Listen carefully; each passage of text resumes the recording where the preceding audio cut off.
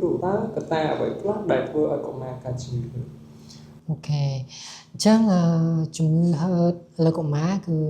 ជាជំងឺមួយដែលរ៉ាំរ៉ៃមួយដែលយើងអាសាជួបដែរលើកូនក្មេងអញ្ចឹងតកតងនឹងមូលហេតុនៃជំងឺហឺតជាទូទៅយើងមិនបានកំណត់ច្បាស់លាស់ទេប៉ុន្តែមានកត្តាជំរុញមួយចំនួនដែលធ្វើឲ្យក្មេងហ្នឹងមានលទ្ធភាពក្នុងការវិវត្តទៅជំងឺហឺតឧទាហរណ៍ដូចជាប្រវត្តិគ្រួសារដែលឪពុកម្ដាយគាត់ឬក៏ឪពុកឬក៏ម្ដាយរបស់គាត់ហ្នឹងដែលមានជំងឺហឺត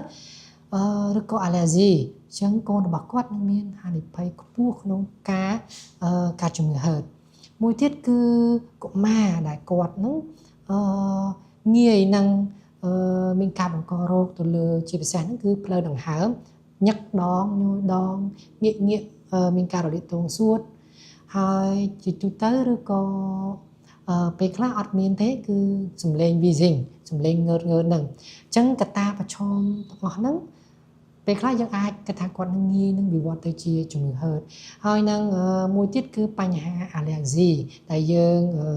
អាសាជួបដែរក្មេងដែលគាត់មិនបានកំណត់ឬក៏អត់ដឹងនៅ trigger ឬក៏បញ្ហា allergy របស់គាត់ហ្នឹងគាត់មានថាគាត់ប្រឈមរហូតប្រឈមនឹងសារធាតុ allergy នឹងរហូតអញ្ចឹងកុមារបែបហ្នឹងគឺអាចងាយនឹងវិវត្តទៅជាជំងឺហឺតផងដែរ